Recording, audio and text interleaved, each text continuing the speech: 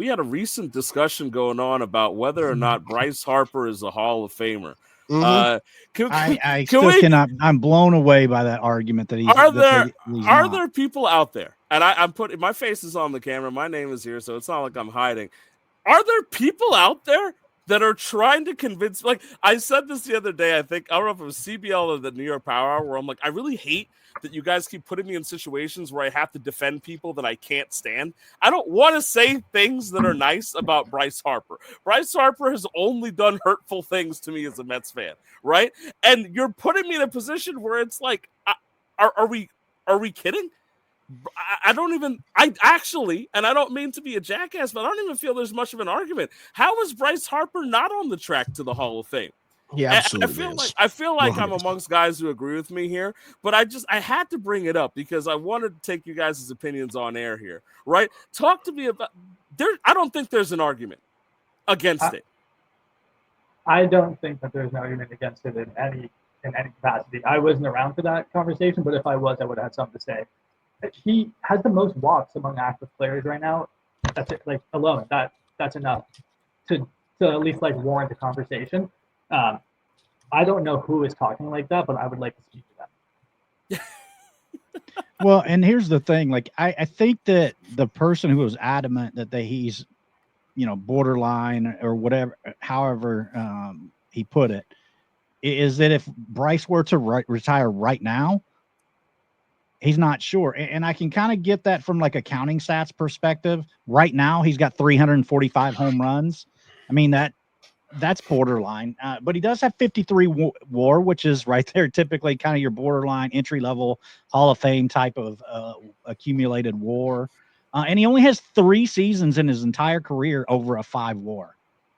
So, but he's also only 32. So. No, I know. I think that, but I'm just trying to advocate for the position that the person that we're talking about took, in that if he were to retire right now, would he be in? I'm not sure. I think that's but I expect him to get close to 500 home runs. Right. That's the thing, is that the only way you can make that argument, the only way, is if you're talking right now, right? Yep. And this is still a 32-year-old who has 2 MVPs and Rookie of the Year to his credit, right? And his peak years are insane. I think one of those years with Washington, he had a 460 on base percentage, right? Yeah, this was 2015. In 2015, he had a 460 on base percentage. I know 1 year doesn't make a Hall of Fame, but that's also one of those things when I speak about how annoying it has been to face this man.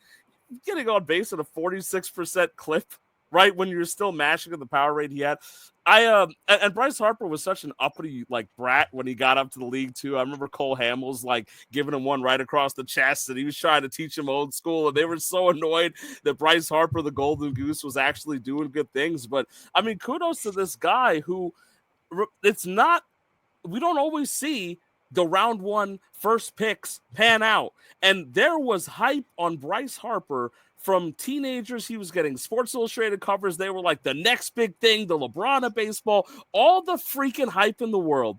And to his credit, as much as I can't stand him, he fulfilled that heavy crown.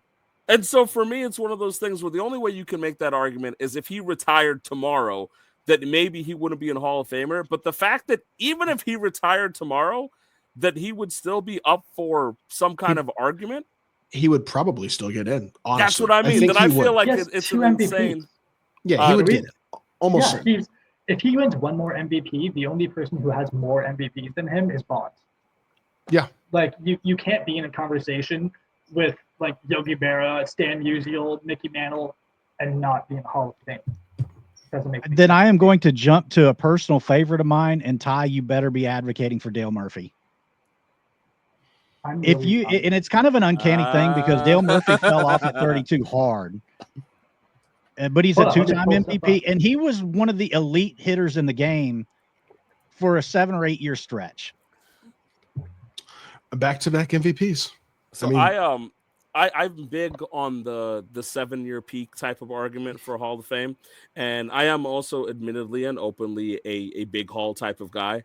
So for me, like, yeah, I'll take up ledger to argue for somebody in favor of someone like Dale Murphy, because for me, that 7-year peak, I I understand the Hall of Fame is supposed to be the greatest of the greats, but at the end of the day, there's a lot of things that impact a career, and sometimes like freak injuries or things like that might happen. There's so much going on in the mental headspace that we just haven't cared about for years. I'm willing to give some players grace and say, all right, if you have a 7-year peak where you were dominant and one of the top players of the game or the best player of the game, I'm willing to make an argument for you that you should at least be sniffing the Hall. Right. And a lot of these guys who get these arguments, the 7-year peak is outstanding, but they still had counting stats and contributions in other years. You know, Dale's a tough example because I think Dale will get in by that players committee eventually, because I feel like they're going to turn around and say, look, this is the guy that should be in. I think he's one of the bigger snubs along with, is it Lofton? I think the argument is always that Kenny Lofton was off the ballot in his first year. Yeah. And so for me, think about that. In terms of some of the biggest snubs in history, Lofton's probably one of the first names that comes to my mind because of, I mean, I feel like Kenny Lofton should be a Hall of Famer. But yeah, I'm a big 7-year peak type of guy. I'm also a big Hall guy, so I'm biased in a lot of ways. But if you portray that to like Harper or something like that, 7-year peak, I mean, he's already hit. He was doing this since age 19, right? And he's had some crazy seasons. He had a 9-WAR season. That 2015 season was a 9.3 F4 season, right? I mean, that's crazy alone. If you're talking about 50 WAR getting to, like 50 plus to get towards that Hall of Fame discussion, right? You got almost 20% of the way there in 1 year. You know, it's crazy. It's crazy. I think something has to be said too about how the game changes over time too a little bit. Like if you need to break the record of something to get in, but you're not accounting for the fact that the game changes, you're never going to induct anyone to any Hall of Fame ever again, right? Like no one is going to break the Gretzky all-time points record. So what, does nobody else get to be called great at hockey? That just doesn't make a lot of sense to me. Like when the game changes, if you're at the top of the years that you play, if you are clearly a top 5 player for as long as Harper has been a top 5 player, a top 10 player, then I think that at least even outside your counting stats and accolades, that has to mean something that we're just going to have like a 30-year period where just like nobody is good at baseball. Like that doesn't make any sense. I feel like the eras have to be accounted for properly. And yeah, maybe the second half of his career has been a little less winning-y. Like I feel like if he had won with the Phillies by now, then we wouldn't be having this conversation at all.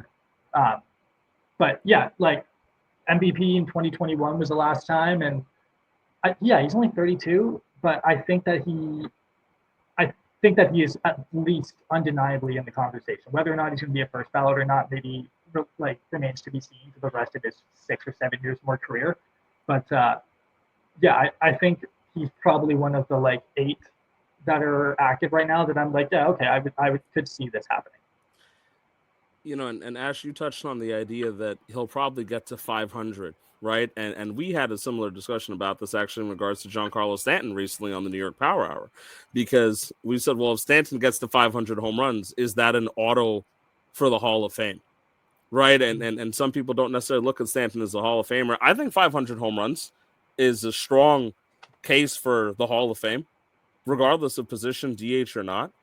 But it looks like Harper might get to 500. He might not, right? Because I think he'll probably get to 450. I think 500 is going to be a stretch because I think so. I mean, he's 105 away right now. He's got 345 home runs. So to get to 500, you're talking a little over 30 a year for 3 years. When he's 35, is he going to hit 30 home runs? I'm not sure. No, he might not hit that right now, right? He's not on pace right now.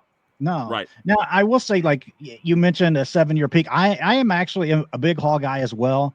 And kind of my stance is you can have one or the other or both, but you can either have a short 6, 7, 8-year peak, like you were mentioning, Ram, or you can just be really consistent for 15 years and rack up a bunch of counting stats. Both of those are Hall of Fame level.